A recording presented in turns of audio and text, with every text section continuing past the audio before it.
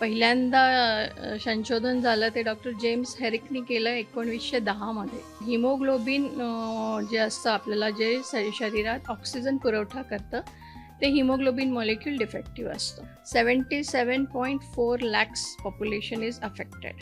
त्रास वयाच्या 3ऱ्या-4थ्या वर्षापासून आई गं. होता आणि मग जेव्हा निदान झालं तेव्हा ते कळलं की हा जेनेटिक आजार आहे आणि हा बरा होऊ शकत नाही. बोन मॅरो ट्रान्सप्लांटला सुद्धा म्हणजे साधारण खर्च येतो तो 15 ते 16 लाखापर्यंतचा येतो. बापरे. साधारण 150 वनस्पतीपासून आम्ही 3 वनस्पती घेतल्या. आई सारखी माझ्या मागे असायची की ठीक आहे तुला शाळेत जाणं जमत नाहीये, हे घे पुस्तकं. माझ्या मित्र-मैत्रिणी त्यांच्याकडनं ती नोट्स आणून द्यायची.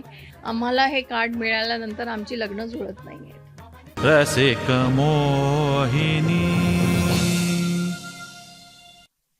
हाय, हॅलो, नमस्कार. रसिका मोहिनीच्या या नवीन पॉडकास्टमध्ये मी भाग्यश्री देसाई आपल्या सगळ्यांचं मनापासून स्वागत करते. रसिको, सिकल सेल ॲनिमिया या आजाराबद्दल कोणी कोणी ऐकलंय सांगा मला कॉमेंटमध्ये. हां, कारण मी पहिल्यांदा ऐकलं म्हणून विचारते.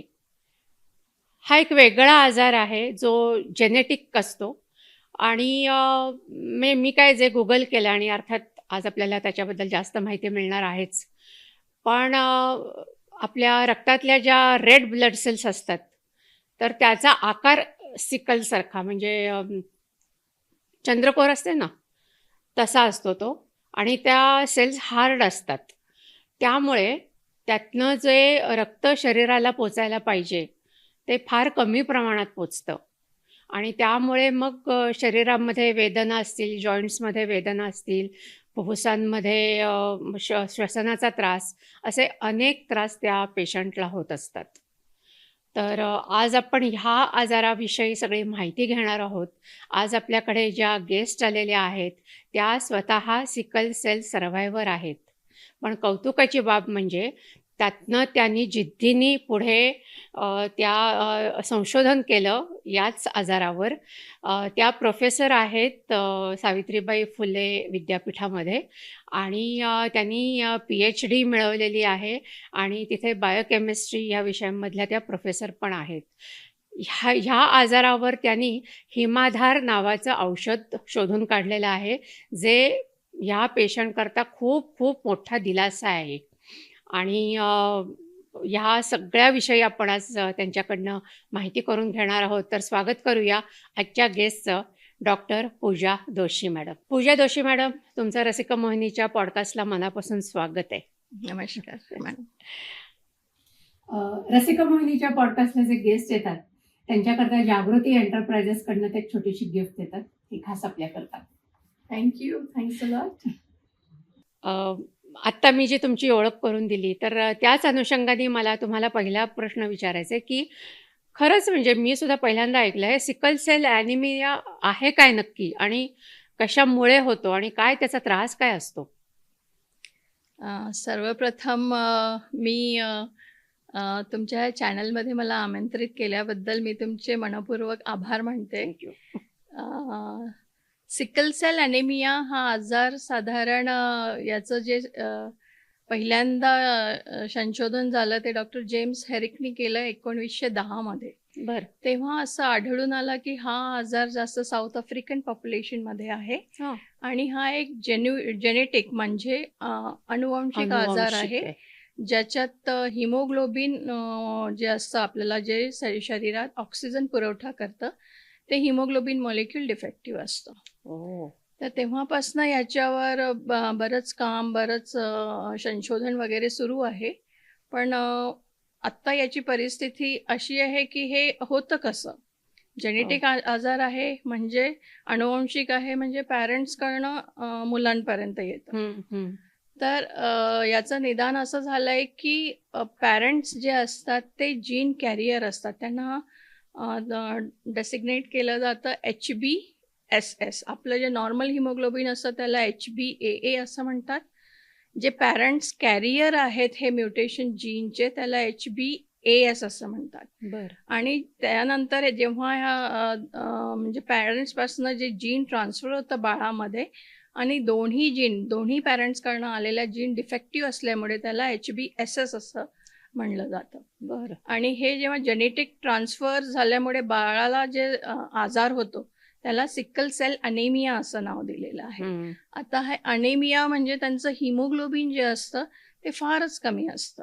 हं. म्हणजे साधारण एक नॉर्मल व्यक्तीच्या शरीरामध्ये जे हिमोग्लोबिन 14 ते 13, 12 असं एनेमिक असून सुद्धा 12च्या खाली ते नसतं. हं. पण ह्या पेशंट्समध्ये साधारण ते 7 ते 8 असं आढळलं आई जातं. गं! बरं. आणि बरेचदा असं होतं की ते काही प्रसंगांमुळे, काही एन्व्हायरमेंटल एक्सपोजर किंवा काही खाण्यात आलं किंवा काही इन्फेक्शन झालं, तर हे लेव्हल अगदी 4 ते 5 पर्यंत पोहोचतं. बापरे! तर ह्या परिस्थितीमध्ये मग ऑक्सिजन घेतल्याशिवाय त्यांना पर्याय नसतो. बापरे! बापरे! आणि इतर नॉर्मल लाईफमध्ये जर बघायचं झालं तर हे पेशंट्स शरीरात ऑक्सिजन पुरवठा कमी असल्यामुळे खूप जास्त यांना एक्सरसाइज और फिजिकल ॲक्टिव्हिटीज यांच्या कमी असतात. मर्यादा असतात. थकवा जाणवतो. हो. सारखं पेनफुल क्रायसिस म्हणजे ते वेदना ज्याच्यात असतात. कारण ह्या ज्या सिकल सेल आकाराच्या जसं मॅडमनी सांगितलं सुरुवातीला की ह्या आजारामध्ये सिकल सेल रक्तपेशी तयार होतात, लाल रक्तपेशी, हं. आणि त्या रक्तवाहिन्यांमध्ये अडकतात. त्या अडकतात. हां. अडकल्यामुळे शरीराला रक्तपुरवठा कमी हो, असतो हो. आणि तो कमी असल्यामुळे मग त्यांना भयंकर वेदना होतात. हो. आणि त्या वेदनेतून जात असताना आणि इतर अवयवांना ऑक्सिजन पुरवठा कमी असल्यामुळे असं बघितलं जातं की या पेशंटला नंतर इवन इतर त्यांच्या अवयवांवर पण परिणाम होत होतो. असेल. स्प्लिनोमेगॅली एक प्रकार आहे जो त्यांची शरीरातली पाणथडी जी आपण म्हणतो मराठीमध्ये, हं, हं.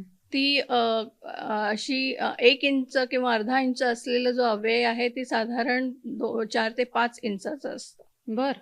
एवढं मोठं झालेलं असतं कारण त्याच्यावर लोड खूप असतो. हो. लिव्हरवर परिणाम होतो कारण त्यांच्या शरीरात जे कंटिन्युअस रक्तपेशी ह्या लवकर आपल्याला म्हणता येईल की फुटतात.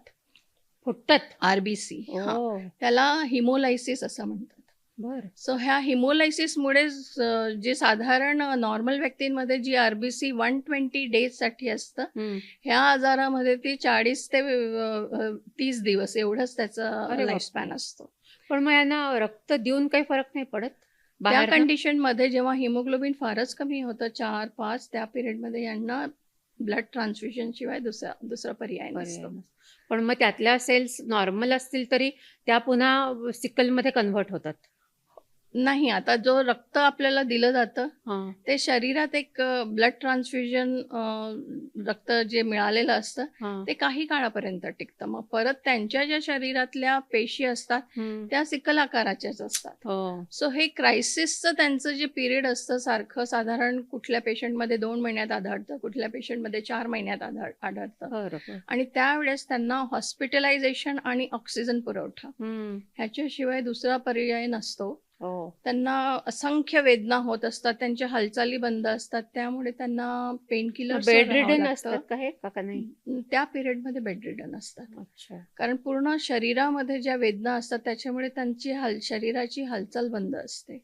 जॉईंट्समध्ये पेन असल्यामुळे त्यांना चालणं फिरणं कठीण असतं बापरे! आणि हे पेन असंख्य असतं. सुई टोचल्यासारखं जे पेन असतं हो का? ते खूप असंख्य म्हणजे खूप बापरे! वेदना असतात. बापरे! पण मग आपल्या म्हणजे संपूर्ण देशात आणि पूर्ण जगामध्ये याचे किती असे रुग्ण आहेत आणि त्याच्यावर काही ट्रीटमेंट आधी होती का? म्हणजे काही प्रचलित ट्रीटमेंट काही आहे का? देशभरात म्हणाल तर ह्याचे पेशंट साधारण आत्ताच्या अभ्यासात असं कळून आलेलं आहे की साधारण 77.4 लॅक्स पॉप्युलेशन इज अफेक्टेड. म्हणजे ते सफरर्स आहेत ग्लोबली. बापरे! म्हणजे जगभरात 77.4 लॅक पॉप्युलेशन आहे. आणि भारतात जे national sickle cell anaemia mission जुलै 2023 पासून जे सुरू आहे हं. त्याच्यात असं ठरवलं गेलं आहे की आपण साधारण 2026 मार्चपर्यंत एक 7 कोटी पेशंट्स त्यांनी पॉप्युलेशन स्क्रीनिंगसाठी घेतलेले आहेत. तर बरं. ह्या अभ्यासामध्ये आत्तापर्यंतचा रिपोर्ट असा आहे की आपल्याला साधारण एक 17 लाख पॉप्युलेशन कॅरियर आहे आणि त्यातले 2.15 म्हणजे 2.25 लाख साधारण पेशंट्स जे आहेत ते सफरर्स आहेत भारतामध्ये? भारतभरात. अरे बापरे! आणि भारतात जास्त हे पेशंट्स ट्रायबल एरियामध्ये आढळून येतात, हं. जसं महाराष्ट्राचं विदर्भा रिजन, हो. देन गुजरात, सापुतारा, वेस्टर्न घाटचा भाग आणि पुढे मग छत्तीसगड, ओरिसा, तिथे पण पण हे का मग याचं पेशंट्स कारण काय आढळले असेल? जातात. ट्रायबलमध्ये जाण्याचं कारण अजून सिद्ध झालं म्हणजे कसं झालं आणि ही जीन ट्रान्सफर कशी झाली ती अजून मायग्रेशनमुळे असावी कदाचित. हं. आणि पण ह्याचा जो निदान लागला होता तेव्हा असं म्हणलं जातं की हा जो आजार आहे आणि हे जी म्युटेशन आहे हो. ते त्या भागामध्ये मलेरिया खूप जास्त होता. बरं. तर त्या मलेरियाला एक कंपॅटेबल व्यवस्था म्हणून हे शरीरात आपोआप घडून आलेलं म्युटेशन आहे. ओह! अरे बापरे! तर ह्याचा म्हणजे जो अभ्यास सुरुवातीच्या काळात झालेला होता तो हं, हं, आपल्याला हं. हे सांगतं की हे मलेरियासाठी कंपॅटेबल होणारं जीन म्युटेशन आहे, पण त्यात मग ते सिकल म्हणजे हिमोग्लोबिन म्युटेशन असल्यामुळे त्या रक्तपेशी ज्या आहेत त्या सिकल आकाराच्या झाल्या. पण मग म्हणजे तुम्ही हिमाधार हे आता शोधून काढले त्याच्यावरचं. पण आधी त्याच्यावरची ट्रीटमेंट काय घेतात लोकं? सुरुवातीला याची जी ट्रीटमेंट होती ते म्हणजे ह्याच्यावर असं औषधरीत्या ट्रीटमेंट कमी आहे. हं. कारण हायड्रॉक्सी युरिया सध्या ग्लोबली हायड्रॉक्सी युरिया हा एकच ड्रग आहे जो दिला जातो पेशंटला, बट दॅट अच्छा. इज नॉट म्हणजे जेनेटिक म्युटेशन असल्यामुळे ते ट्रीट होत नाही. बरं. पण सिम्पटम्स जे होतात ते मॅनेज होतात. I म्हणजे see. आता सिकल आकाराच्या ज्या आरबीसी फॉर्म होतात आणि जे पेनफुल क्रायसिस होतं, हो. त्याचा जो पिरियड असतो 2 महिने किंवा 4 महिने, हो. तो कमी होत म्हणजे तो क्रायसिस पेन त्यांना कमी होत जातं. हं, हं. त्यांचं जे हिमोग्लोबिन प्रमाण असतं 7-8 ते साधारण एक 9.5-10 असं इतक्यापर्यंत येतं औषधाने. अच्छा. म्हणजे ते त्यांना रुटीन डेली लाईफ मॅनेज करायला हे एक ड्रग उपयोगी ठरलेलं आहे. पण हं. हे जे ड्रग आहे हायड्रॉक्सी युरिया ते मुळात कॅन्सर पेशंट्सला दिलं जाणारं ड्रग आहे. बरं. ओके. आणि एक ॲक्सिडेंटल स्टडीजमध्ये त्यांना असं जाणवलं की हे सिकल सेल ॲनिमियाच्या पेशंट्सला एका कॅन्सर झालेला होता आणि त्याला हे ड्रग देण्यात आलं. तर त्याचे जे रिपोर्ट्स होते ते जरा हिमोग्लोबिन वाढलं आणि असं बघण्यात आलं. त्याच्यामुळे ह्या ड्रगला साधारण 2020 मध्ये मान्यता मिळाली की बरं. ते सिकल सेल ॲनिमिया पेशंट्सला त्यांना दिलं सुद्धा जाऊ देता येईल शकतं. असं. जरी जे कॅन्सर ड्रग असलं तरी ते सिकल सेल ॲनिमिया पेशंट्सला दिलं जाऊ शकतं. बरं. पण आपल्याला माहीतच आहे सगळ्यांना की कॅन्सर ड्रगचे साईड इफेक्ट्स पण हो ना, हो ना. असतातच. खरंच सो आहे. थोडेफार ते साईड मग त्याचे इफेक्ट्स काय पण साइड होतात. इफेक्ट्स होतात लाँग टर्म साईड इफेक्ट्स आहेत म्हणजे शरीराची रोगप्रतिकार शक्ती ही कमी कमी होते. होत जाते? आणि ह्या पेशंट्समध्ये हे आढळतं की जेव्हा ताप जास्त येतो यांना, हं. यांची रोगप्रतिकार शक्ती कमी असल्यामुळे यांना इन्फेक्शन्स रिकरंट लगेच होतात. होतात. हो. आणि ह्या तापामध्ये आणि इन्फेक्शन जेव्हा होतं, तेव्हा त्यांना पेनफुल क्रायसिस खूप वाढतं. हो. मग त्या वेदना त्यांना होतात आणि मग ते हॉस्पिटलायझेशन लागतं.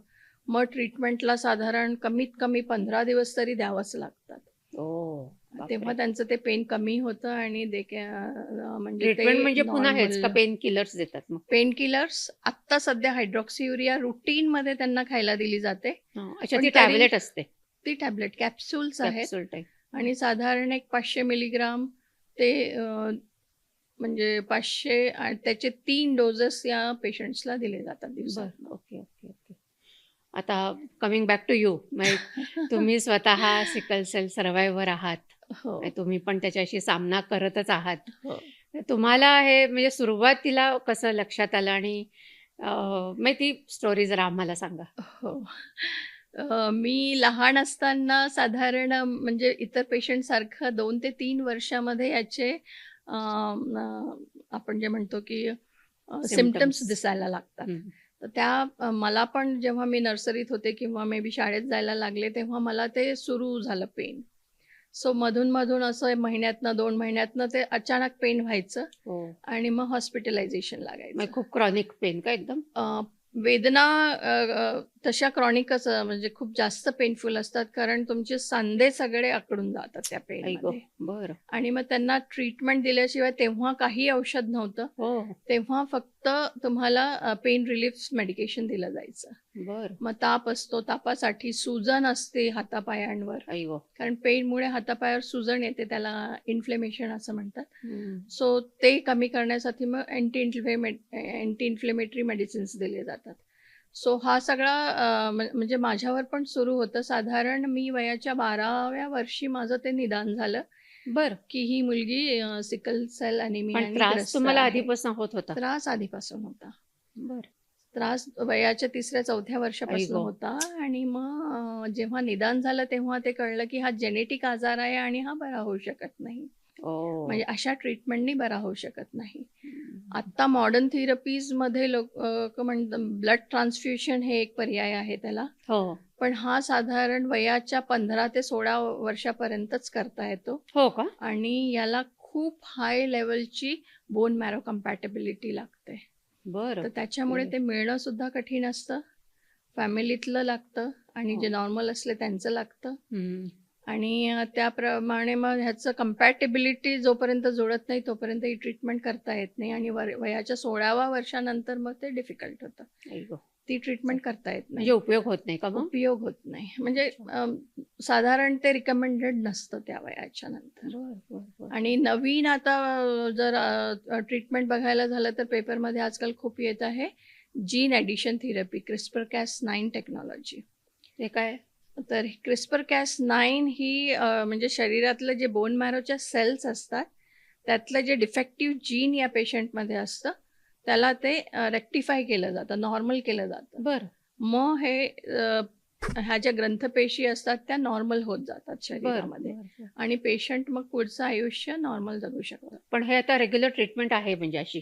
पण ही रेग्युलर ट्रीटमेंट अजून प्रचलित झालेली प्रचलित नाहीये. नाहीये. याच्यावर अभ्यास सुरू आहे. फेज 1 ट्रायलमध्ये वगैरे, हं. फेज 2 पण असं होऊ ट्रायलमध्ये ही शकेल आहे. भविष्यामध्ये. पण भविष्यामध्ये असं होऊ शकेल आणि हे जर अस्तित्वाला आलं तर हे या वरदानच रुग्णांना आहे ते फारच पुन्हा. खूप खर्चिक ट्रीटमेंट आहे. गव्हर्नमेंट सपोर्टनी हे शक्य होऊ शकेल. हं. बोन मॅरो ट्रान्सप्लांटला सुद्धा म्हणजे साधारण खर्च येतो तो 15 ते 16 लाखापर्यंतचा येतो. बापरे! तर ही खूप खर्चिक ट्रीटमेंट आहे. सगळ्यांना नाही परवडण्यासारखी ना, नाही नाही ना. आहे. खरंच नाही. आणि मेजॉरिटी ऑफ द पॉप्युलेशन ह्या आजाराचे ट्रायबल एरियाजमध्ये आहेत.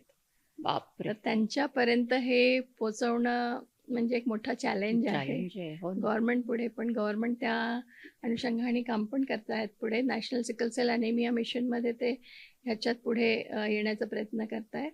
याच्यात एक सांगायचं झालं तर आपल्या पुण्यातच जी serum institute of India limited हो. कंपनी आहे ड्रग मॅन्युफॅक्चरिंगची, त्यांनी अग्रसरपणे याच्यात भाग घेतलेला आहे आणि ते सपोर्ट करतायत ह्या स्टडीजला, जे IGIB म्हणून दिल्लीत इन्स्टिट्यूशन आहे. हं, हं, हं. Institution of genomics and integrative biology. बरं. तर त्यात सिरम इन्स्टिट्यूटचं फार योगदान आहे. आणि लकीली म्हणावं की माझे मिस्टरसुद्धा त्या ग्रुपमध्ये अरे वा. कोऑर्डिनेटर म्हणून इन्व्हॉल्ड हां, आहेत. डॉक्टर बापरे! जिग्नेश जोशी हां. जनरल मॅनेजर म्हणून तिथे अरे कार्यरत वा. आहेत. मग तीच तुमची स्टोरी जरा पुढे सांगा ना. हो, पुढे काय काय झालं?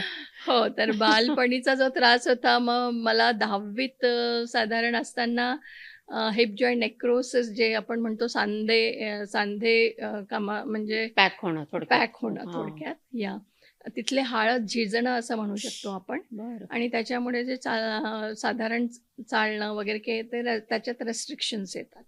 म्हणजे नॉर्मली चालणं फिरणं जरा कमी होतं. हो. आणि त्याला पर्याय एकच आहे की तुम्हाला हिप जॉइंट रिप्लेसमेंट थेरपी करावी अरे लागते, बापरे! म्हणजे डायरेक्ट. सर्जरी. हो, हो. तर जोपर्यंत, आणि त्याचं लाईफस्पॅन जे आर्टिफिशियल बोन जॉईंट्स आहेत, लाईफस्पॅन साधारण 8 ते 10 वर्षाचं असतं. तर जोपर्यंत असं सांगितलं जातं पेशंटला, जोपर्यंत तुम्ही मॅनेज करू शकता हे, हां. कारण खाली बसणं वगैरे माझं पण मला हो. जमत नाही. हो. थोडासा चालाय फिरायला त्रास होतो, पण अच्छा. मग मॅनेज तुम्ही होत काय केलं? असल्यामुळे मी सर्जरी केली नाहीये केली अजून. नाहीये. नाहीये. हां. थोडंफार मॅनेज होतं ते अच्छा. डेली रुटीनमध्ये.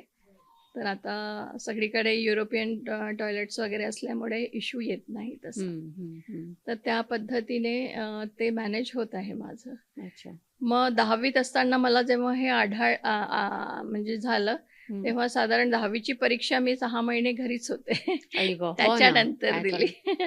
मग आणि अशा मग परीक्षा दिली? परिस्थितीत पण मी परीक्षा दिली. यात माझा फॅमिलीचा खूप मोठा सपोर्ट होता. ते होता. तर पाहिजेच. खरंच आहे. आई सारखी माझ्या मागे असायची, की "ठीक आहे, तुला शाळेत जाणं जमत नाहीये, हे घे पुस्तकं." माझ्या मित्र-मैत्रिणी त्यांच्याकडनं ती नोट्स आणून द्यायची आणि म्हणजे स्वावलंबी राहूनच मी ते 10वी ओके. पर्यंतचं एज्युकेशन ऑलमोस्ट केलेलं आहे. अच्छा. पण मग जाऊन पेपर वगैरे लिहिला? हो, मग मी अच्छा. 10वीची परीक्षा दिली आणि त्यात म्हणजे आमच्या गुरुजनांचं आणि टीचर्सचं पण योगदान खूप होतं. पाहिजे ते मटेरियल मला त्यावेळी मिळायचं. हां. मित्र-मैत्रिणींकडनं पण सपोर्ट सपोर्ट होता व्हायचा सगळा. आणि मी ते स्वतः अभ्यास करून जेव्हा 10वीची परीक्षा दिली, तर माझं नाव मेरिट लिस्टमध्ये आलं होतं. क्या तर बात है! तो वाह! तर काँग्रेट्स. तो एक खूपच प्रोत्साहन हो. असा एक काळ होता, की मला प्रश्नच त्यात नाही. खूपच प्रोत्साहन मिळालं, की येस, आय काही कॅन डू दुसरं इट. काही असू द्या, पण अभ्यास आपल्याला हा हो. करायचाच आहे. खरंच आहे. सो अभ्यास करून पुढे जायचंच आहे. तर तेव्हा म्हणजे त्या 6 महिने म्हणजे त्रासात होते. मग पुढचे 6 महिने घरी बसून अभ्यास केला. ज्या पद्धतीने जमतो त्या पद्धतीने करून हं. जेव्हा हे यश मिळालं आणि टीचर्स पण काही म्हणजे खूप मदतीला होते आमच्या. हं, हं. तर त्यामुळे ते मला पॉसिबल झालं. वाह! कमाल आहे. आणि 10वी झाल्यानंतर मग 12वीच्या पिरियडमध्ये पण इच्छा तर होती माझी डॉक्टर व्हायची. ओह! पण असं झालं की 12वीच्या पिरियडमध्ये पण मला ते सिकल सेल क्रायसिस हे झालं होतं. पुन्हा झालं. हिमोग्लोबिन अगदी कमी अरे बापरे! 4 पर्यंत आलेलं होतं. बिलिरुबिन. हो. नाही, हिमोग्लोबिन. हिमोग्लोबिन. हां. तर ते 4 पर्यंत आलं. मग त्याला हॉस्पिटलायझेशन 2-3 महिने. मग ते सगळं बापरे! रिकव्हरी 2-3 होईपर्यंत महिने? बराच हो. आई गं! कारण हे एवढं कमी हिमोग्लोबिन झाल्यानंतर शरीरात वेदना आणि याला फार काळ लागतो हो. रिकव्हर व्हायला. तर त्या पिरियडमध्ये मग ते अ, मग नंतर मी डिसाईड केलं की ठीक आहे मेडिकल नाही तर आपण सायन्स फील्डमध्ये जाऊन पुढचा अभ्यास करावा. बापरे! मग मी ही जिद्द जबरदस्त आहे ही. सो मग मी सायन्स फील्डमध्ये ॲडमिशन घेतलं. हां. आणि साधारण दुसऱ्या वर्षी बी-एस-सी करत असताना म्हणजे माझी ओळख आत्ता जे माझे पती आहेत यजमान त्यांच्याशी झाली. ही वॉज हां. ते क्लासमेट होते माझे ओह! आणि तेव्हा आम्ही साधारण प्रतिद्वंद्वी होतो एकमेकांचे. की वर्गात पुढे कोण येणार? ओह! मी अरे जरी वाह! बरेचदा ॲब्सेंट असली तरी ते वर्गात राहायचे आणि हां. हेल्दी असं कॉम्पिटिशन होतं ओके. आमचं. एकमेकांना सपोर्ट पण करायचं आणि प्रतिद्वंद्वी सुद्धा अच्छा. होतो. ओके, एकमेकांचे ओके. कॉम्पिटिटर्स होतो. वॉव! तेव्हापासनं मग पुढे एम-एस-सी करताना मला पुणे विद्यापीठात ॲडमिशन मिळालं होतं अच्छा. आणि आम्ही दोघंही पुणे विद्यापीठात येऊन आम्ही आमचं पुढचं पदवी अच्छा. चा अभ्यास केला आम्ही आणि तेव्हासुद्धा म्हणजे इथे आल्यानंतर जो एक वेगळा परिसर होता. घरी राहून जे तुम्हाला मॅनेजमेंट करणं जमतं ते हं. हॉस्टेलमध्ये राहून जमत नाही नाही. ना, नाही ना. मी विद्यापीठाच्या हॉस्टेलमध्ये होते आणि बापरे! साधारण पुण्यामध्ये आमची तेव्हा ओळख कुठलीच नव्हती. मग तुम्ही मूळच्या कुठल्या? मी मूळची नागपूरची. नागपूर. हां. अच्छा. ओके. हो. तर तेव्हा तेव्हा असं म्हणजे साधारण मला इथे आल्यानंतर ते सगळे क्लायमेट चेंज आणि हो. वातावरण चेंज, खाण्यापिण्यात बदल सगळंच. त्याच्यामुळे पण खूप त्रास झाला. तर हं. पहिलं माझं जे हॉस्पिटलायझेशन होतं ते आमचे जे प्राध्यापक वगैरे होते त्या काळचे त्यांच्या मदतीने आणि जिग्नेश माझे हसबंड हं, हं. त्यांच्या मदतीने मला ते पहिल्यांदा ससून रुग्णालयात दाखल करण्यात आलं होतं. ओह! बरं, आणि तेव्हा आमचे हेड होते प्रोफेसर हेगडे बरं. आणि आमचे जे इतर टीचर्स होते प्रोफेसर मधुरिमा दीक्षित ज्या माझ्या पी-एच-डी गाईड पण आहेत हं. आणि प्रोफेसर सुषमा सबरवाल त्यांची बहीण ससूनमध्ये म्हणजे ती मेडिकल अभ्यासक्रमासाठी बरं. त्या होत्या तिथे ओके. आणि त्यांचा म्हणजे खूप मदत झाली त्या हां, पिरियडमध्ये हां, की हां. ट्रीटमेंट घेण्यात किंवा काही खाणं-पिण्याचा अभ्यास इकडे. तर ह्या सगळ्या शिक्षकांमुळे मला खूप मदत मिळाली की तो हो. काळ माझा मग सुरळीत सुसह्य जेव्हा झाला. जेव्हा हॉस्पिटलायझेशन हो. व्हायचं मला हे मदतीसाठी हो, होते. हो. आणि इतर वेळेस मग राहिलेला अभ्यास पूर्ण करा वगैरे. हं. असं माझं एम-एस-सी डिग्री झालं. प्रोफेसर मधुरिमा दीक्षित मॅडमनी मला मग त्यांच्या अंडर पी-एच-डीसाठी पण घेतलं. अरे वाह! आणि पुढे मग हा पी-एच-डीचा अभ्यासक्रम माझा थोडासा न्यूट्रिशन सायन्सकडे होता, न्यूट्रास्युटिकल्सवर होता. बरं. ओके. सो मग डिग्री करत असताना मिस्टर माझे सेरमला जॉईन झाले होते अच्छा. आणि लग्न केव्हा तेव्हा झालं तर? लग्न साधारण आमचं 1999 मध्ये झालं, ओके. जानेवारी 1999. अच्छा. आणि त्याच्यानंतर मग प्रेग्नन्सीमध्ये मला खूप त्रास झाला. हो. कारण साधारण हे असं आढळलं जातं की या रुग्णांना प्रेग्नन्सीमध्ये खूप त्रास होतो. होतोच. मेडिकेशन नसतं, असंही प्रेग्नंट वुमनला ब्रीथलेसनेस असतं हो. आणि ह्या आजारामध्ये ते खूप वाढतं अरे बापरे. आणि क्रायसिस पिरियड पण त्याच्यात येतो, म्हणजे लेडीजला साधारण एक 7व्या-8व्या महिन्यापासून अच्छा. क्रायसिस पिरियड जाणवतं. बापरे बापरे. सो तेव्हा मला एक साधारण 1.5 महिन्याचं हॉस्पिटलायझेशन मी ICU मध्ये होते. प्रेग्नन्सीमध्ये. म्हणजे तेव्हा प्री मॅच्युअर बर्थ झाला, मुलगा ओके. झाला होता. Okay okay. मुलगा आहे माझा, तो US ला आहे सध्या, PhD करतोय अरे वा. कॅन्सर रिसर्चमध्ये. अच्छा. तो कॅरियर आहे, अच्छा. कारण हस्बंड माझे नॉर्मल आहेत, हो. मी SS असल्यामुळे तो AS आहे. दोघांच्याही I see. जीन्स ज्या आल्या आहेत ते. ओके तर ओके तो ओके. कॅरियर ट्रेट आहे. हो. बरं बरं बरं. ट्रेटला थोड्याफार प्रॉब्लेम्स असतात, कारण त्यांच्यामध्ये सुद्धा रक्तामध्ये हे साधारण 40 ते 50% रक्तपेशी सिकल सिकल असतात. असतात. हो. आणि जे रुग्ण असतात, त्यांचे सफरर्स असतात, त्यांचं हे पर्सेंटेज जास्त असतं, 70 ते 80% हो. पर्यंत असतं. बरं बरं बरं बरं. अच्छा. पण म्हणजे तो पण अभ्यासात हुशार असल्यामुळे त्याला ती संधी मिळाली आणि पुढे वा. त्याचा रिसर्च तो विदेशात अच्छा. जाऊन, परदेशात जाऊन व्हेरी गुड करतोय. Very good. पण मग तुम्हाला म्हणजे हा आजार तुम्ही स्वतः त्याचा सामना करत होतात. मग याच्यावरच संशोधन करायचं आणि औषध सुद्धा तुम्ही त्याच्यावरचं काढलं हिमाधार. तर ती प्रोसेस काय होती? माझं जेव्हा विद्यापीठात माझी नियुक्ती झाली 2008 मध्ये, परमनंट पोझिशन मिळाली मला. बरं. तोपर्यंत मी माझ्या संशोधनात थोडाफार ड्रग डिस्कव्हरी आणि या मॉलिक्युल्सवर काम केलेलं होतं. हं, हं. माझ्या पोस्ट डॉक्टरल रिसर्चमध्ये मला डिपार्टमेंट ऑफ बायोटेक्नॉलॉजीची फेलोशिप मिळाली होती, बरं. DBTची. ओके.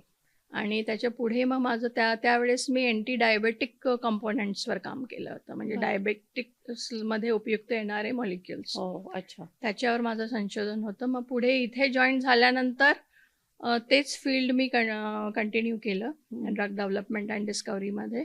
तर म्हणजे माझ्या हॉस्पिटल ह्याची पण एक स्टोरी आहे. मी जेव्हा पहिल्यांदा हॉस्पिटलमध्ये, ससून हॉस्पिटलमध्ये ॲडमिट झाले होते, तेव्हा तिथे मृदुला फडके मॅडम डीन म्हणून होत्या बरं. आणि त्यांच्यासोबत प्रोफेसर सुदाम काटे सर, अच्छा. आता पद्मश्री आहेत ते. हो. पद्मश्री सुदाम काटे सर तिथे जेनेटिक काउन्सिलिंगला होते, तर त्यांनी आमचं जेनेटिक काउन्सिलिंग पण केलं होतं. बरं. आणि त्यावेळेसपासून मी त्यांच्या संपर्कात होते. मग त्यांना कळलं की तू ड्रग डिस्कव्हरी डेव्हलपमेंटमध्ये काम करते आहेस, तर तू औषध का नाही शोधून काढत सिकल सेलसाठी. बरोबर. तर त्यांचं प्रोत्साहन मला खूप होतं हो. की तू बघ, म्हणजे त्यात काही करता आला तर. हं. मी म्हटलं ठीक आहे सर, बघते. सध्या तर मी दुसऱ्या विषयांवर काम करते, पण मी नक्कीच बघेन. आणि मी आणि माझे हसबंड, आम्ही दोघांनी मग ते थोडंसं रिव्ह्यू ऑफ लिटरेचर वगैरे आम्ही करतो संशोधनापूर्वी. हां, हां. तर त्याच्यात असं आढळलं की ह्या आजारावर अभ्यास फारच कमी आहे. हो. ह्याचे जे ड्रग, म्हणजे आपल्याला आता ताप झाला तर आपल्याला क्रोसिनपासून असं बऱ्याच मेडिसिन मिळतात की जे आपण खाऊ शकतो. हो, हो. पेन किलर्स आहेत, हो. किंवा जास्त ताप असला तर बरोबर. दुसऱ्या अँटी इन्फ्लेमेटरी मेडिकेशन्स हो, आहेत. हो, पण ह्या आजारावर एकही औषध नव्हतं. हो. आणि मॅनेजमेंट म्हणजे साधारण तुम्ही ताप आहे तर तापाची औषध तापाची घ्या, औषध. हो. पेन आहे पेन किलर्स घ्या, हो. इन्फेक्शन आहे तर अँटीबायोटिक्स घ्या, बरोबर आहे. अशा पद्धतीनेच ट्रीटमेंट अवेलेबल होती. हं. तर मग थोडं संशोधन करताना माझं असं लक्षात आलं की एवढं संशोधन कॅन्सरवर होत आहे, डायबिटीजवर होत आहे, तर सिकल सेलवर का का नाही. नाही? हो. तर तेव्हा म्हणजे ज्या अभ्यास आमच्या सायंटिफिक रिसर्च असतो, टेबलवर जे आम्ही बसून काम करतो, त्याच्या व्यतिरिक्त पुढे जाऊन या रिसर्चमध्ये गरज होती ती म्हणजे डायरेक्ट पेशंटचं रक्त घेऊनच तुम्हाला अभ्यास करता येत होता. हो. त्याच्यासाठी जे आपण ॲनिमल टिश्यू कल्चर फॅसिलिटी वगैरे जे असते, जे इतर रोगांमध्ये हो, कॅन्सर हो. सेल लाईन्स किंवा असं आपण काम करतो, ते ह्या फील्डमध्ये नाही. शक्य नव्हतं. आणि प्राण्यांना कारण म्हणून होतच नाही हा आजार. हा आजार प्राण्यांमध्ये नसतो. नसतो. हां. आणि म्हणूनच ते कॅन्सर ॲनिमल मॉडेल जसे तयार करतात आणि अभ्यास करतात, हो. तसं यामध्ये मॉडेल ट्रान्सजेनिक माईस असं मॉडेल तयार केलेलं आहे. हं. विदेशात त्याच्यावर अभ्यासही होतोय, पण ते मेंटेन करणं खूपच डिफिकल्ट असतं, कारण ते जे ॲनिमल मॉडेल आहे ते एवढ्या कमी हिमोग्लोबिनवर जगू शकत नाही. हो. बरोबर. हां. आणि तर तो अभ्यास मग मला असं जाणवलं, की मी काटे सरांशी बोलले, "सर काय करू? याच्यात तर हा असा अभ्यास मला टेबलवर लॅबमध्ये बसून करण्यासारखा येण्यासारखा नाही आहे." ते म्हणले, "माझ्यासोबत चल, मी ट्रायबल एरियाजमध्ये जातो. तिथे मी ओह! पॉप्युलेशन स्क्रीनिंग आणि काउन्सिलिंगचं काम त्यांचं होतं. बरं. तर माझ्यासोबत चल." तर आमची टीम सगळी मग काटे सरांसोबत नंदुरबार डिस्ट्रिक्टमध्ये जायची ट्रायबल बरं. अच्छा. पॉप्युलेशनमध्ये. अच्छा. तिथनं पेशंट्सचं थोडंफार आम्हाला रक्त मिळायचं. कारण ह्या पेशंटमध्ये एक आणखी असं असतं, की त्यांच्या रक्तवाहिन्या फारच बारीक असतात. हो का? तर ते रक्त काढणं म्हणजे तुम्हाला 0.5 1 ml रक्त मिळालं ते खूप झालं. ते ओह! इथे लॅबमध्ये आणायचं. मग आम्ही आमचा अभ्यास असा डिझाइन केला, की त्या कमी रक्तामध्ये तुम्हाला कसं याच्यावर संशोधन करता येईल. हं. तर ते अगदी मायक्रोलिटर क्वांटिटीजवर आम्ही स्टँडर्डायझेशन करून मग ह्याचा अभ्यास केला. हं. आम्ही साधारण जेव्हा मी ही माझा ड्रग काढला 150 वनस्पतीपासून सुरू करून आम्ही त्याला स्क्रीन करत आलो आणि आता हे जे औषध तयार झालेलं ते आहे, दाखवा ना. ही माझं औषध तयार झालेलं आहे. 150 वनस्पती स्क्रीन करून याच्यातनं आम्ही साधारण 3 वनस्पतींवर आम्ही आलो. ओह! तर कुठल्या-कुठल्या वनस्पती आहेत त्याच्यात? याच्यात जे आहे ते बेलपान आहे, बेलाचं पान आणि मंजिष्ठा हां. आणि त्याला काय म्हणतात पोमोग्रॅनेट डाळिंबाची डाळिंब. साल. डाळिंबाचा साल? हां, डाळिंबाची साल. हे ओके. 3 आम्ही घटक घेतले आणि त्याच्यातनं बायो ॲक्टिव्ह इन्ग्रेडियंट्स एक्स्ट्रॅक्ट करून मग हे आम्ही तयार केलेलं आहे. बरं. अरे वाह! आणि हे तर साधारण म्हणजे हे काय करतं नेमकं आत जाऊन? ही माधार हा जो ड्रग आहे, हे सुरू करताना आम्ही जो अभ्यास सुरू केला, साधारण 150 वनस्पतीपासून आम्ही 3 वनस्पती घेतल्या. हं. त्यातल्या त्या स्क्रुटिनाइज करून मग त्याचा अभ्यास करून त्याच्या मॉलिक्युलर लेव्हलच्या स्टडीज केल्या आहेत आम्ही. बरं. त्यातनं हे 3 आम्ही वनस्पतीची निवड केली. अच्छा. त्यातले बायो ॲक्टिव्ह इन्ग्रेडियंट्स आम्ही काढलेत आणि अ, ह्याच्यात जो समावेश आहे तो ह्याचा आहे, बेल पान आहे, त्याचे हं. एक्स्ट्रॅक्ट्स आहेत, हं. मंजिष्ठाचा एक्स्ट्रॅक्ट आहे आणि पोमोग्रेनेट म्हणजे डाळिंबाचं. डाळिंबाची हां. सालचा हो. एक्स्ट्रॅक्ट आहे. अच्छा. तर त्यातले ते स्क्रीन करून आम्हाला जाणवलं, की ह्याच्यात सगळ्यात जास्त हिमोग्लोबिन पॉलिमरायझेशन इनिबिशन असं त्या स्टडीला डेसिग्नेट केलं जातं, की हं, ते हं. जास्त प्रॉपर्टी असल्यामुळे आम्ही ह्या 3 वनस्पतींचा निवड केला. ओह! आणि नंतर मग त्याचं फॉर्म्युलेशन डेव्हलप करताना पण काही आमचे पॅरामीटर्स असतात ते डिझाइन केले, वर्कआउट केले. याचा पहिला पेपर आम्ही जो पब्लिश केला होता इंटरनॅशनल जर्नलमध्ये तो आला होता आणि हं. तो मंजिष्ठामधलं एक घटक असतं त्याला अलिझरीन असं म्हणतात. बरं. तर त्याची खूप मॅक्झिमम ॲक्टिव्हिटी असल्यामुळे त्याचा आम्ही बायो इन्फॉर्मॅटिक टूल्स वापरून अभ्यास केला. हां. आमचे बायोकेमिकल स्टडीज केले. त्याचे बरेच असे पॅरामीटर स्क्रीन करून मग आम्ही तो मॉलिक्यूल पब्लिश केला. तर हे पब्लिकेशन आमचं साधारण भारतातलं पहिलं पब्लिकेशन ठरलं, जे सिक्कल हिमोग्लोबिनवर वर्क होतं. झालेलं होतं, ओके. Research work. ग्रेट. आणि इव्हन इंटरनॅशनल लेव्हलला इंटरनॅशनल इंटरनॅशनली जर्नलमध्ये म्हणजे जर्नल ऑफ टेलर अँड फ्रान्सिसमध्ये ते पब्लिश झालेलं आहे. अच्छा. आणि त्याला साधारण त्यावेळेस त्याला 10 पेक्षा जास्त इंटरनॅशनल पब्लिकेशन्स पण या फील्डमध्ये नव्हते. अरे वाह! म्हणजे सो परदेशात एक पण 10च्या ह्याच्यावर आतलं स्थान मिळालेलं आहे. ग्रेट. परदेशात पण ह्याच्यावर औषध नाहीये. मॉलिक्युलर आयडेंटिफिकेशनवर परदेशात काम आहे, पण ड्रग्स अजून मार्केटमध्ये कमर्शियली अवेलेबल नाही आहे. बरं, बरं. म्हणजे एक निप्रिसान म्हणून मेडिकेशन होतं, ते नायजेरियामध्ये त्यांनी केलं होतं. GBT 440 म्हणून एक ड्रग आहे. ते पण अजून फेज 3 ट्रायलमध्येच आहे. ते मार्केटमध्ये अजून आलेलं नाही आहे. अच्छा, अच्छा. Okay, okay. तर पण असे मग काही हे कन्सर्न्स आहेत, की ज्याच्यामुळे ते अजून ट्रायल्समध्ये आहेत, हां. पण बाजारात आलेले बाजारात नाही. आलं नाही. आणि हे जे आमचं ही माधार मेडिसिन आहे ते हर्बल म्हणजे वनस्पतीपासून तयार झाल्यामुळे आणि त्याचा इफेक्ट चांगला असल्यामुळे आणि त्याला आम्ही कंपॅरिझन केलं हायड्रॉक्सी युरिया ड्रगसोबत. जेवढ्या काही स्टडीज पॅरामीटर्स केल्या आम्ही, त्याला कंपॅरिझन होतं हायड्रॉक्सियुरियाचं. हो. तर ते इक्विव्हॅलंट ठरल्यामुळे आणि काही परिस्थितीमध्ये चांगलं, त्याच्यापेक्षाही चांगलं ठरल्यामुळे ओके. त्याला इंडियन पेटंट ग्रांट झालेलं आहे. अरे वा, छान. आणि त्याला FDA अप्रुव्हल सुद्धा मिळालेलं आहे. वा वा. तर आत्ता हे विद्यापीठातलं बाहेर येणारं पहिलं असं ड्रग आहे जे पेशंटपर्यंत पोचलेलं आहे. आणि पेशंटमध्ये पण याचा इम्पॅक्ट खूप चांगला जाणवत आहे. हं. कारण त्यांचं हिमोग्लोबिन 12 पर्यंत वाढलेलं आहे. जे बरं. पेशंट्स हे रेग्युलर घेत आहेत हो. त्यांना पिलिया जो असतो, आपण जे हिमोलायटिक जॉइंडिस म्हणतो त्याला, हो. कारण रक्तपेशी ह्या फार यांचं लाईफस्पॅन कमी असल्यामुळे, हं. जास्त प्रमाणात फुटत गेल्यामुळे ते शरीरात बिलिरुबिन तयार होतं. हो हो. तर त्याच्याने ते हिमोलायटिक जॉइंडिस असा प्रकार असतो. बरं. सो ते कमी करण्यात हे औषध फारच उपयोगी ठरलेलं आहे. अच्छा अच्छा. आणि पेनफुल क्रायसिस जे 2 महिन्यात 4 महिन्यात होत होतो त्याचा पिरियड पण वाढलेला वाढलेलं आहे. आहे. तर अरे ते वा. कमी होत गेलेलं आहे. त्यांच्या अंगावर जी सूजन असते ती कमी होत गेलेली आहे. अच्छा अच्छा. आणि रुटीन लाईफमध्ये त्यांना जो थकवा जाणवतो हं. तो पण कमी होत कमी गेलेला झाला. आहे. मग आता किती जण याचा फायदा घेत आहेत सध्या रुग्ण?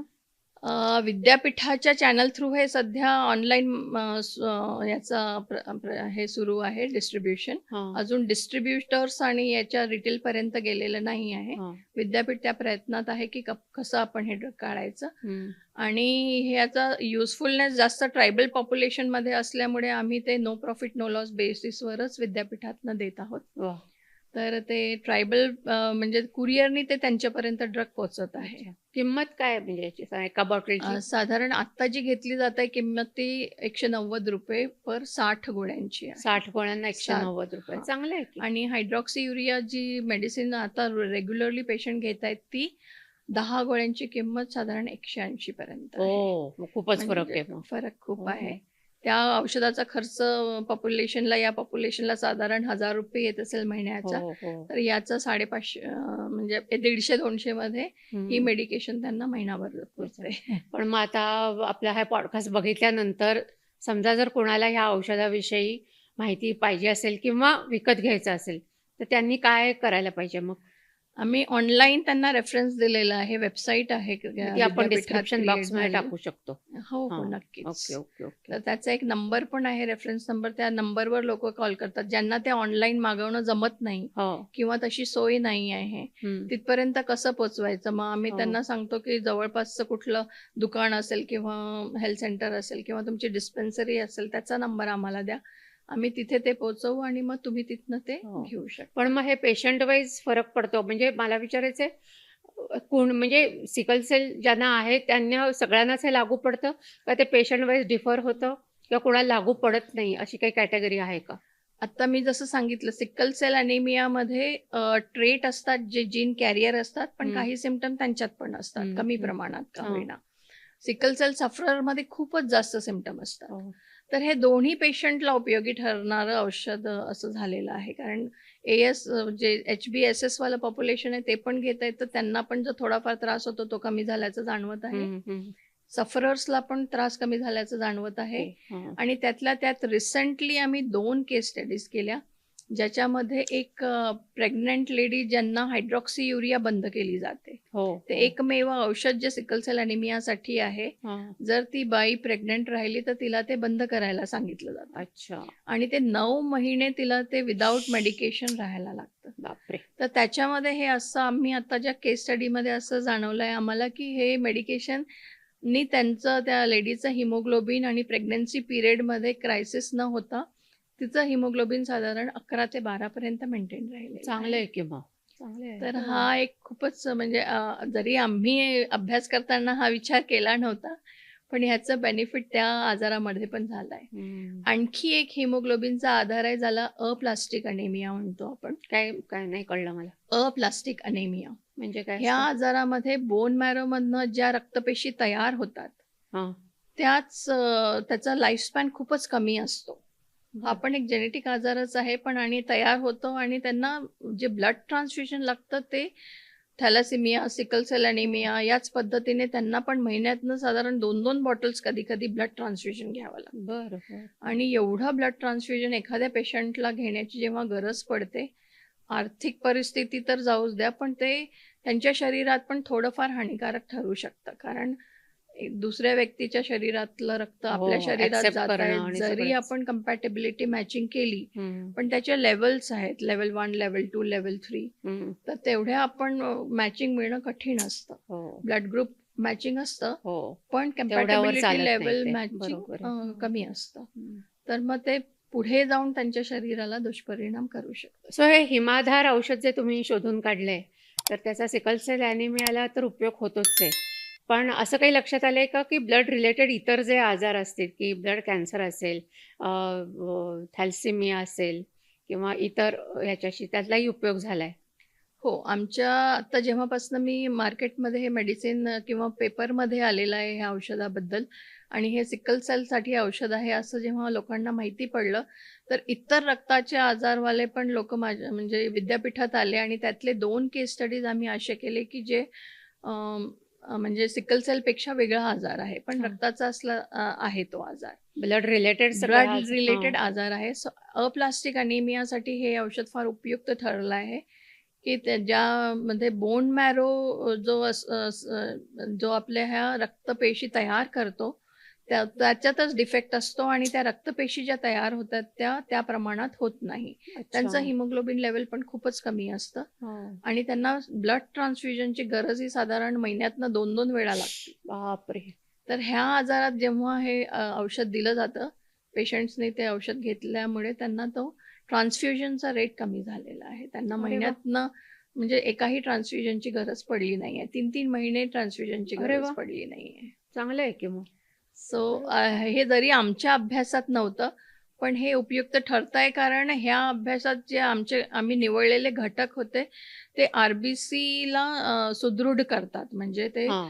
मेम्ब्रेन स्टेबिलिटी वाढवतात हां, आर-बी-सीची हां, आणि जे हां. आपण म्हणतो, की जे आर-बी-सीचं स्पॅन ह्या आजारात एकदम 30 दिवस, 40 दिवस हो. असतं, हो. 120 दिवसाऐवजी हम्म, हम्म, ते हम्म. ह्याच्यात वाढलं जातं आणि त्याच्यामुळे त्या पेशंटला पुढे म्हणजे आजार म्हणजे त्यांना बरं बरं वाटतं. वाटतं त्यांना. हां. सिकल थॅलेसेमिया पण हा एक हो. हिमोग्लोबिन डिसऑर्डर रे- आहे, पण त्यासाठी पण त्याचा हे औषध उपयोगी ठरत आहे.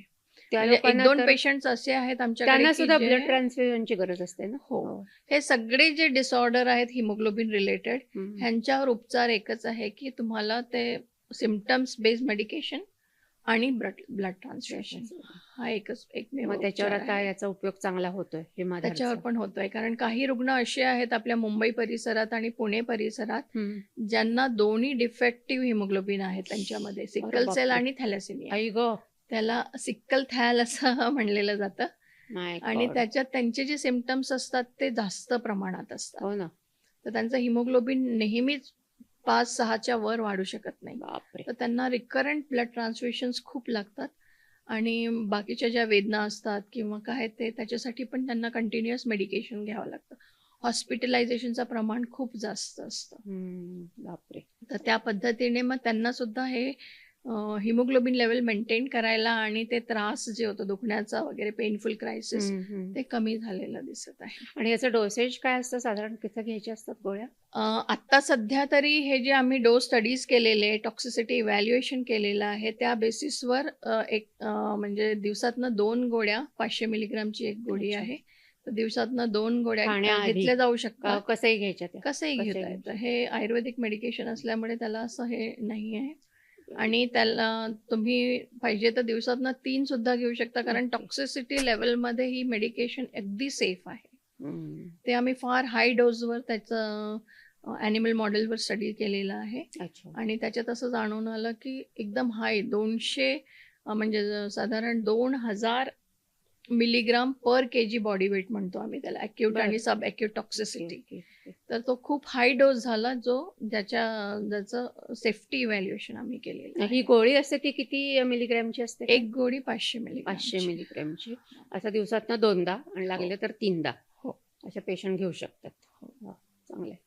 आणि तुम्ही याच्यावरचं ॲप पण सुरू केलंय ना? हां, रिसेंट मध्ये आमच्या टीमनी जेव्हा आम्ही जायचो ट्रायबल एरियाजमध्ये जायचो तेव्हा पेशंटचे डिस्कशन व्हायचं आमचं, तेव्हा असं जाणून आलं की यांचे प्रश्न बरेच आहेत, की त्यांना यांना माहिती रोज पण नसेल ऍक्च्युली. नाही. तर आजार काय असतो, काही काहींचे प्रश्न असे असायचे की आम्ही जर हे औषध घेतलं किंवा आम्ही हे मेडिकेशन घेतलं तर आमचं जे HbAs आहे ते HbAA होऊन जाईल का? आई ग. तर ते जीन हो ना. एडिटिंग जे आपण आता म्हणतो क्रिस्पर हा. Cas9 त्याच्याशिवाय शक्य नाही. बरोबर. तर त्यांना त्याची काहीच माहिती माहिती नसायची. नसते. आणि गव्हर्नमेंट लेवलला जे पॉप्युलेशन स्क्रीनिंग केलं जातं त्यात त्यांना कार्ड्स वाटल्या गेले जातात, की हे कॅरियर्स आहेत, हे हो. सफरर आहेत आणि ह्या पॉप्युलेशनमध्ये अच्छा. एवढे नॉर्मल आहेत. तर बरं. ते जे मी सांगितलं HbAA त्याचा कार्ड वेगळ्या रंगाचा, HbAs त्याचा कार्ड वेगळ्या रंगाचा, सफरर आहे त्याचा कार्ड वेगळ्या रंगाचा. तर त्याच्यावरून ते ओळखलं जातात, की हां, हे सफरर आहेत, हे कॅरियर आहेत.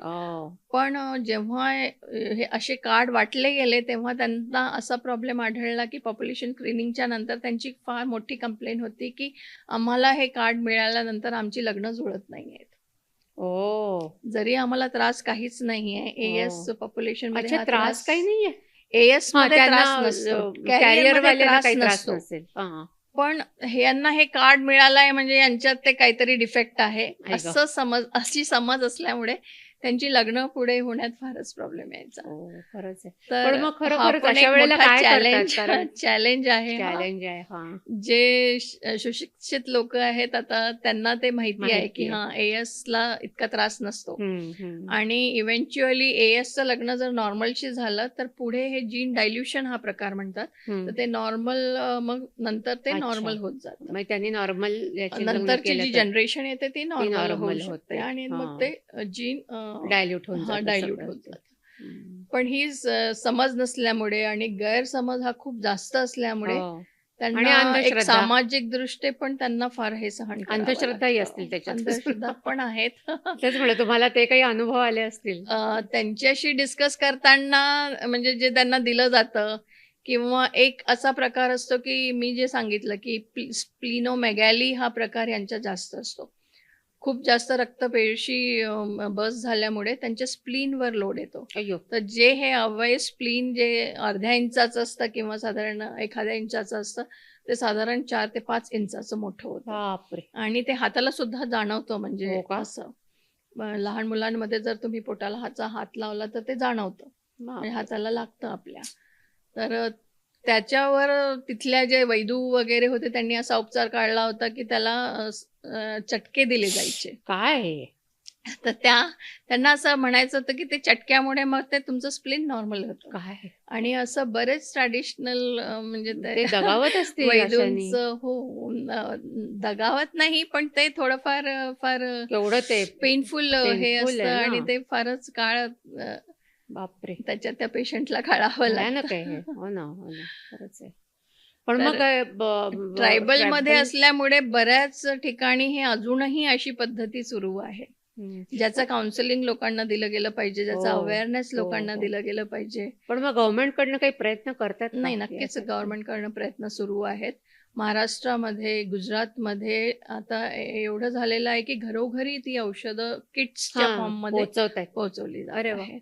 मग ते फ्री ऑफ कॉस्ट आणि असतं का? हां, म्हणजे त्यांना गव्हर्नमेंटचा सपोर्ट आहे त्याच्यामुळे ती हायड्रॉक्सी युरिया वगैरे सध्या त्यांना फ्री ऑफ कॉस्ट पोहोचवली जात अच्छा, आहे. हिमाधारात तर नाही पोहोचवत. हिम आधाराचे आमचे प्रयत्न सुरू हां, आहेत. हां. कारण काही कंडिशन्समध्ये जेव्हा तुम्हाला हायड्रॉक्सी युरिया घेताच येत नाही, काही जणांना याचे साइड इफेक्ट्स जास्त आहेत, ते घेऊ शकत त्याचे साइड नाही. इफेक्ट जास्त असतील हो, हायड्रॉक्सी कारण ते युरियाचे. एक अँटी कॅन्सरस ड्रग असल्यामुळे हो, हो. ज्यांना सूट झालं त्यांच्यासाठी ते फारच चांगलं आहे, पण ज्यांना सूट होत नाही आणि हे एक सपोर्टिव्ह मेडिकेशन म्हणून खूप चांगलं आहे हिमाधार, कारण इतर अवयवांवर जो परिणाम होतो तो ह्याच्याने आणि कमी होत नाही. झाल्याचा आढळलेला आहे. अच्छा. म्हणजे जे पेशंट्स घेत आहेत आता वर्षभरापासून त्यांच्याकडनं आम्ही त्यांचे liver function test, kidney function test असे हे रिपोर्ट्स मागितले. तर त्यात असं जाणून आलं की त्यांचे ते अवयव काम करणं जे आहे ते व्यवस्थित झालेलं आहे. अरे वा. SGPT, SGLT लेवल त्यांचे कमी झालेले आहेत. अच्छा. म्हणजे लिव्हरवर जो लोड असतो किंवा हो. स्प्लीनवर आणि किडनीवर जो लोड असतो हो, हो. तो कमी झालेला आहे. वाव. बापरे! म्हणजे ऐकता ऐकता एकदम असं हे होतंय. सगळं नवलच आहे म्हणजे खरं. कारण हो, म्हणजे मी सध्या म्हटलं आता तसं सामान्य लोकांना माहिती पण नसतं हे काही. नाही, नाही. तर ह्या मल्टी ऑर्गन डिस्फंक्शन असल्यामुळे त्याच्यावर असे हे सपोर्टिव्ह ड्रग्स पण घेणं महत्त्वाचं आहे. हं, हं. आणि जर हे त्यांच्यावर इफेक्ट चांगला परिणाम देत आहेत, तर त्यांना नॉर्मल लाईफ जगण्यात फार हो, मदत हो, हो. होते. प्रश्नच नाही. म्हणजे त्यांना जे साधा थकवा जो जाणवतो तो कमी होत आहे. हो, हो. रुटीनमध्ये त्यांना जे ते कामं करतात कोणी म्हणजे आता हे ट्रायबल एरियाजचे लोकं असल्यामुळे किंवा लो इन्कम ग्रुप असल्यामुळे त्यांची जी कामं आहेत, फिजिकल ॲक्टिव्हिटी त्यांची हं. जास्त हो, असते. हो. खरं आहे, मोलमजुरी करणं हे जास्त कामाचं त्यांचं स्वरूप असतं. खरं आहे. त्याच्यामुळे मग हे औषध त्यांना फार बेनिफिट लागू होतं पडत आणि असतं. कमीत कमी किमतीत आम्ही ते त्यांना द्यायचा हो प्रयत्न ना, हो करतो ना. आहे. तेच म्हणे ह्याचा प्रसार आता जास्तीत जास्त होणं गरजेचं आहे. होणं पण गरजेचं मग आहे. परदेशी कंपन्यांना किंवा परदेशात याची माहिती झाली आहे का? ही माझा ड्रगची म्हणजे एकच पेशंट असं आमच्या माहितीत आहे, की ते मॉरिशियस वरनं हे औषध मागवत आहेत. मागवतात? हो. अरे पण वाह! हे इंडियन बेस्ड फॅमिली असल्यामुळे त्यांना ते त्यांना औषध ते हां. तिथपर्यंत ते अच्छा, अच्छा. पोहोचवलं जातं. अच्छा, अच्छा. आता म्हणजे बाकी भारतामध्ये आता गुजरातमध्ये जात आहे, महाराष्ट्राच्या गडचिरोली एरियापर्यंत आम्ही ते अच्छा. पोहोचवलेलं आहे. ओके. इतर ठिकाणी म्हणजे पुण्यात आणि मुंबईमध्ये असलेले पेशंट, नागपूरमध्ये असलेले पेशंट ते घेत आहेत. हं. म्हणजे ह्या जेव्हा आम्ही अभ्यास करत होतो आणि हे मेडिसिन आम्ही काढले तेव्हा नागपूरचे बरेच असे NGO ग्रुप्स आहेत. बरं. दीप्ती जैन मॅडम आहेत त्याच्यात, हं. श्रीखंडे मॅडम आहेत हं. आणि काही NGOज आहेत ज्याच्यात श्री गौतम डोंगरे आहेत. ते हे फार अग्रेसिव्हरित्या या आजारावर काम करत आहेत. अच्छा. ओके. आणि मी अभ्यास विद्यापीठात जेव्हा केला तेव्हा विद्यापीठाचा पण मला खूप सपोर्ट झाला. बरं. म्हणजे जेव्हा मी हे मेडिकेशन तयार करत होते, तेव्हा एक केमिस्ट्री बेस वर्क होतं हं. आणि त्याच्यात जे केमिस्ट्रीचे एक्सपर्ट असलेले प्रोफेसर दिलीप ढवळे आहेत, हां. त्यांची मदत मला खूप झाली. त्यांचं गाईडन्स मला मिळालं. मार्केटिंगसाठी आणि हे आमच्या डिझाइन इनोव्हेशन सेंटर म्हणून जे विद्यापीठात आहे, त्याची मी कोऑर्डिनेटर आहे. अरे वाह! ज्याचे जे एक्स कोऑर्डिनेटर आहेत आणि ते आता सध्या SPPU रिसर्च पार्क फाउंडेशन म्हणून आम्ही इस्टॅब्लिश केलेलं आहे विद्यापीठात. बरं, तर बरं. त्याच्यामार्फत हे कमर्शियलाइज होत आहे. तर अच्छा. त्याचे डायरेक्टर प्रोफेसर अरविंद शालिग्राम, त्यांची मला खूप मदत मिळाली. त्यांनी हे कमर्शियलाइज कसं करायचं, विद्यापीठाच्या हो, नॉर्म्समध्ये ते हो. कसं बसवा. बसवायचं, ह्या सगळ्यात फारच बरोबर मदत आहे. केली आहे ना. आणि हे मेडिकेशन आम्ही लोकांपर्यंत पोहोचवलं. फार, फार मोठं काम सुदाम आहे हे. काटे सर तर माझ्यासाठी गॉडफादर आहेत. हो. त्यांचं प्रोत्साहन, अ, त्यांनी जे माझ्यासाठी हे केलं, की तू खरंच आहे. खरंच पेशंट्स आहे. मिळवून दिले. त्यांचं रक्त म्हणजे आम्ही अभ्यासासाठी घेतलं. हं. त्याला जे अच्छा. इथिकल हो. अप्रूव्हल्स वगैरे लागतात. बरं. म्हणजे हां. असं आपण काम करू शकत नाही विदाऊट इथिकल हो, अप्रूव्हल्स. हो, हो. ते सगळे अप्रूव्हल्स वगैरे घेण्यात सरांची त्यांनी मला मदत फारच केलीये. मदत किती छान. झाली. वाह! आणि सर आता 86 वर्षाचे आहेत, पण त्यांची किती? मुलगी 86? 86. आई शपथ! सो पद्मश्री सुदाम काटे सर आता त्यांची मुलगी शर्मिला बसूड हो. त्या ह्या फील्डमध्ये काम करत वाह! आहेत. वाह! वाह! पण मला एक म्हणजे असे जाता-जाता एक छोटा प्रश्न विचारायचा आहे. म्हणजे आता तुम्ही एवढ्या ॲक्टिव्ह आहात, सिकल सेल सर्व्हायव्हर असून सुद्धा आणि PhD तर तुम्ही केलेली आहे, प्रोफेसर म्हणून तुम्ही कार्यरत आहात. पण आणि इतरही कुठे-कुठे कमिटीजवर ह्याच्यात त्याच्यात सगळं तुमचं चालू आहे. पण मग तुम्हाला हा त्रास म्हणजे आता तुम्हीच सुद्धा स्वतःचा हिमाधार घेत असालच. पण तुम्हाला हा होतो का म्हणजे त्रास होतो मध्ये-मध्ये का कसं आहे त्याचं आता? आत्ता मेडिकेशनवर आणि मॅनेजमेंट खाण्यापिण्याचं रेस्ट्रिक्शन्स त्याच्यामुळे म्हणजे कमी झालेलं आहे. पहिले जसं आम्ही शाळेत असताना, कॉलेजमध्ये असताना किंवा रिसर्च करताना जेवढा मला त्रास होता त्याच्यापेक्षा कमी झालेला आहे. कारण हां. आता ते अवेअरनेस वाढलाय मला, हो. की काय खाल्लं तर त्रास होतो, किती हां, ते फिजिकल काय असतं म्हणजे एक्सरसाइज केली. डाएट डाएट काय त्याचं? डाएट कंट्रोलमध्ये तुम्हाला जड असलेले पदार्थ किंवा खूप ऑइली असलेले पदार्थ, खूप मसालेदार तेलकट, पदार्थ तिखट असे तिखट ते अव्हॉइड अव्हॉइड करायचं. करायला अच्छा, लागतात. अच्छा. आणि ते बरं. खाल्ल्याने नक्कीच त्रास होतो. बाकी पोटाचे फ्रुट्स वगैरे सगळं चालतं? फ्रुट्स पण काही फ्रुट्स चालतात, काही फ्रुट्स बाधक असतात. तर ते पण तुम्हाला म्हणजे जसा-जसा अनुभव येतो आपल्याला कळतं, की हं. काय आपल्याला मग चालतं आणि कुणाला काय कुठलं फ्रूट नाही चालेल ते चालत. बघायला हां. लागतं किंवा म्हणजे अच्छा. सीताफळ वगैरे हे चालत नाही. हो का? खूप जास्त म्हणजे फायबर असलेलं कंपोनेंट तुम्ही जर डायटरी फायबर्स आपण ज्याला हां. म्हणतो, हो. ते घेतलं तर साधारण चालतं. तुमची ॲपल हेल्थ वगैरे चालतं. ॲपल या आजारात चालत नाही, कारण नाही. आयरन रिच असतं हो, हो, ॲपलमध्ये. हो, हो, हो. आणि ह्या थॅलेसेमिया, सिकल सेल ॲनेमिया हे जे हिमोग्लोबिन बेस्ड डिसऑर्डर आहेत, ह्याच्यामध्ये आयरनचं प्रमाण ओव्हरलोड जास्त असतं. हो का?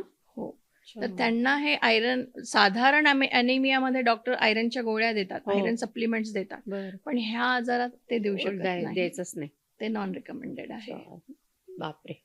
म्हणजे हे वेगळे प्रकार असल्यामुळे मग त्याला हो. त्या पद्धतीने ट्रीटमेंट घेणं गरजेचं आहे. खरंच आहे, खरंच आहे. म्हणजे पोषण तत्व पण, आहार तर फारच गरजेचा असतो त्याला, पण खूप तिथे पण गरजेचं. लिमिटेशन्स असतात की कुठलं तुम्हाला. पण मग सप्लिमेंट्स, व्हिटॅमिन्स किंवा अशी काही घेता येतात? व्हिटॅमिन सप्लिमेंट्स घेता येतात. आहारातनं जे मिळतात ते पण ते घेता सफिशियंट येतात. आहेत. पालेभाज्या वगैरे जास्त कारण खाल्लं प्रोटीन तर वगैरे तर पाहिजेच ना. हो, शरीराला हां. लागतंच ते. तर पण त्यातल्या त्यात पण खूप असं जड असलेलं पदार्थ, म्हणजे नॉन व्हेजिटेरियन फूड वगैरे अच्छा, असं नॉन-व्हेज तुम्हाला वगैरे नाही बरेचदा चालत. चालत नाही. म्हणजे अच्छा, अच्छा. असं बापरे! तुम्हाला तुमचे ते पण लिमिटेशन्स असतात, की काही पेशंट्स म्हणतात आम्ही हे खाल्लं होतं काल, तर मग हं. आम्हाला आज त्रास झाला आई गं! वगैरे असं. हं. मसालेदार पदार्थ, तिखट आणि हे खूप हेवी असं डाएट असलेलं त्यांना चालत नाही. चालत नाही. बापरे!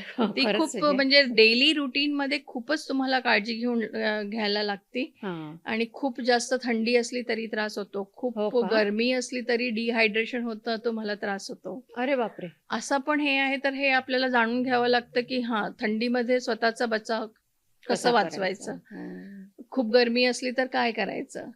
स्वतःला हायड्रेटेड ठेवावं लागतं. हो. असं हे बापरे! सगळं जर पेशंटला जेव्हा ते स्वतःची काळजी घ्यायला लागतात, तर मग सिम्प्टम्स कमी होतात. हो, बरोबर. बापरे! म्हणजे वारंवार जे क्रायसिस होतात, ते मग पिरियड तुम्हाला कमी टाळता येतो होतात. तो. हां. आणि या औषधामुळे तुम्ही म्हणलात तसा फरक एकदम हां, कारण पडलाय हे जास्त. जेनेटिक आहे. तुम्हाला कशामुळे कधी त्याचं हे क्रायसिस सुरू बरा होईल जरी ते झाला नाही तरी कंट्रोलमध्ये राहतं. कंट्रोलमध्ये मॅनेजमेंटसाठी हे फारच हो, युजफुल हो. आहे. बरोबर. आता ज्या प्रक्रिया आहेत, ज्याला जीन एडिटिंग वगैरे, ते पण त्या अजून अवेलेबल नाही आहे. ते फेज 1, फेज 2 ट्रायल्स, फेज 3 अच्छा. ट्रायल्समध्येच आहेत. ओह! तर हे यायला अजून किती काळ, एक साधारण तरी माझे मिस्टर त्या ग्रुपमध्ये असल्यामुळे मला ते सांगतात, की हे म्हणजे ॲक्चुअलमध्ये प्रॅक्टिसमध्ये याला 4-5 वर्ष तरी हो का? लागतील. आई गं! तर तोपर्यंत म्हणजे जे बरोबर. पेशंट्स आहेत त्यांना त्यांचं मॅनेजमेंट करणं मॅनेजमेंट करायला गरजेचं पाहिजे आहे. असं. आणि असे जे हे जे ट्रीटमेंट्स आहेत, बोन मॅरो ट्रान्सप्लांट हां. आणि हे जीन एडिटिंग वगैरे, साधारण वयाच्या 15-16 वर्षापर्यंतच केलेलं ते हं. पॉसिबल आहे. त्याच्यानंतर मग ते नंतर नाही. पॉसिबल पण नाही आहे. हो, मग तुम्ही म्हणलात तसं ते तसं ते. ब्लड ट्रान्सफ्युजन हो. पण नंतर नाही करता येत. ब्लड ट्रान्सफ्युजन देता येतं. ब्लड देता येतं. ट्रान्सफ्युजन वेगळं आहे. हे बोन मॅरो ट्रान्सप्लांट ज्याला म्हणतो हो, आपण, हे हो, सर्जिकल हो. अच्छा. थेरपीज आहेत. हं. Heap joint necrosis, acute chest syndrome हे फार जास्त प्रमाणात असल्यामुळे मग ह्याच्यावर जी ट्रीटमेंट लागते त्याला पण सर्जरीची गरज असते. अच्छा. ओह! त्या पिरियडमध्ये पण मग यांना सर्जरी करताना जो प्रॉब्लेम येत असेल या हो, सगळ्यांना? नक्कीच. तेच. कारण त्या पिरियडमध्ये तुम्हाला जे अॅनेस्थेशिया हो, दिलं जातं, तेच ना. त्याच्यामुळे क्रायसिस येऊ शकतं. एक्झॅक्टली. तर ते फार सांभाळून करायला लागतं. हं. पण आता आहेत आपल्या भारतात सुद्धा असे मेडिकल हॉस्पिटल्स वगैरे आहेत, ज्यांनी ही सर्जरी सिकल सेल ॲनेमियावर केलेली आहे. केली आहे. बरं. अरे वाह! हां. बापरे!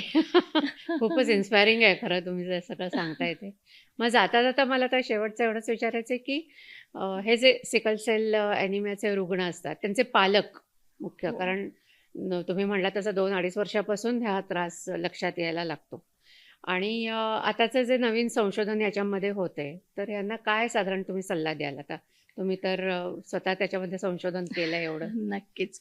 तर पालकांचा रोल ह्याच्यात खरंच खूप प्रमुख प्रमाणे पालकांचा रोल असतो, की कसं त्यांनी पणापासून त्यांना ते बाळाला सांभाळायचं हो ना, असतं. हो ना. त्यांच्यावर सुद्धा आर्थिक प्रमाणे म्हणा किंवा सामाजिकरीत्या म्हणा, किंवा या बाळांना जो त्रास होतो, ते फिजिकल त्यांना पण ते तेवढंच डिफिकल्ट हो ना. असतं आणि लाईफ लाँग आहे. याला काही असं नाही आहे, की तुम्ही औषध घ्या आणि तुम्ही बरे होऊन जाल. बरोबर ते आहे. लाईफ लाँग त्यांना पण ते सहन करायचं असतं. तर त्यांचं पेशन्स याच्यात फारच गरजेचं असतं. हं. आणि त्यातल्या त्यात मग बाळाला सपोर्ट लहानपणापासून ते त्याचं पूर्ण आयुष्य त्याला ते सपोर्ट करायला लागतं. करायला. एज्युकेशनमध्ये, खाण्यापिण्यामध्ये हे सगळंच. सगळं त्यांना बघावं लागतं. आणि मग साधारण याच्या मॉर्टॅलिटी रेट खूप जास्त आहे या हो का? आजाराचा. म्हणजे साधारण 20 ते 30 या वयोगटातल्या यांना जास्त प्रमाणात जाऊ मोर्टॅलिटी शकतात. आढळते. असं. किंवा 5 वर्षाच्या आधी जर व्यवस्थित निदान झालं नाही, व्यवस्थित मेडिकेशन मिळालं नाही, तर त्या हो, निदान पिरियडमध्ये होणं पण मुख्य याचं गरजेचं आहे. तेच जर हो. कळलं नाही तर काय ते करणार? पण आता भारतामध्ये त्या फॅसिलिटी अवेलेबल आहेत. हं. आधी नव्हत्या तेव्हा याचं मोर्टॅलिटी रेट खूपच जास्त जास्त होतं. होतं.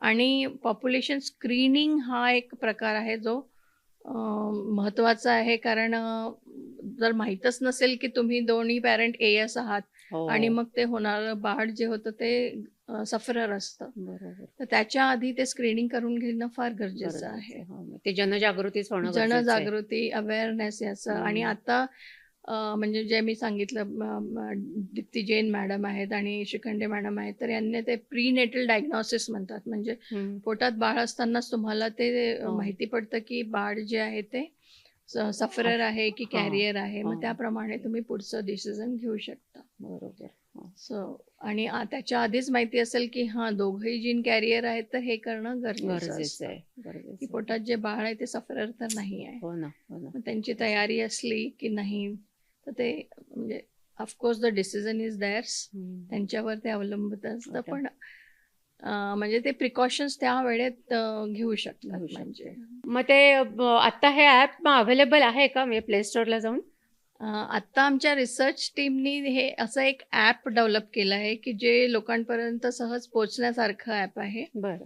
आणि त्यातनं त्यांना अवेअरनेस मिळेल की हे सिकल सेल ॲनिमिया म्हणजे काय, हो. त्रास काय होतात, त्याचे मॅनेजमेंट कसे केले जाऊ शकतात. हो, हो. त्याच्यामुळे जे येणारं हे असतं म्हणजे आपण याला हे म्हणतो की मानसिक त्रास पण होतो त्यांना. हो. तर तो कसा मॅनेज केला जाऊ शकतो. हो. काही योगा पद्धती किंवा काही अच्छा. स्ट्रेस मॅनेजमेंटच्या त्याच्यात तुम्हाला बरोबर. माहिती मिळू शकते. मेडिकेशन काय असतात हो. किंवा तुम्ही कुठल्या एरियामध्ये आहात, तर तिथे कुठला काय त्रास झाला तर कुठल्या डॉक्टरला अप्रोच अच्छा. करायचं. ते सगळी त्याच्यात तुम्ही माहिती आहे. न्यूट्रिशनमध्ये तुम्हाला काय घेणं गरजेचं आहे, अच्छा. तर तुम्ही म्हणजे तुम्हाला हे मॅनेजमेंट सोपी हो. होईल. बरोबर. ह्या सगळ्या माहिती आम्ही त्या ॲपमध्ये देण्याचा प्रयत्न अच्छा. म्हणजे केलेला आहे. तसं ते डिझाइन केलेलं आहे. हां. आणि आता मे बी अवेलेबल होईल ते. 1-6 महिन्यात ते अवेलेबल करायचा अरे प्रयत्न वाह! आम्ही करतो आहे. चांगलं आहे, चांगलं आहे.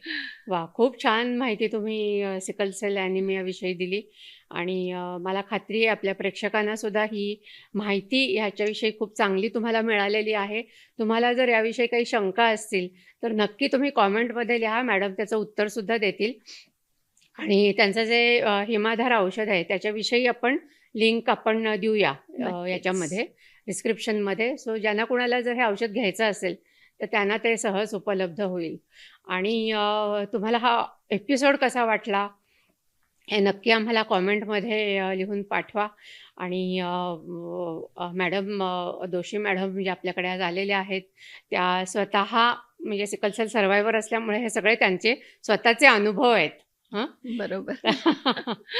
तर भेटूया पुढच्या एपिसोडमध्ये. तोपर्यंत मस्त राहा, मजेत राहा, आनंदात राहा. मॅडम आज तुम्ही इथे आलात आणि खूप छान माहिती दिलीत त्याकरता मनापासून धन्यवाद. आणि तुमच्या सगळ्या प्रोजेक्ट्सना पुढच्या रसिका मोहिनीकडून खूप खूप शुभेच्छा. खूप खूप धन्यवाद.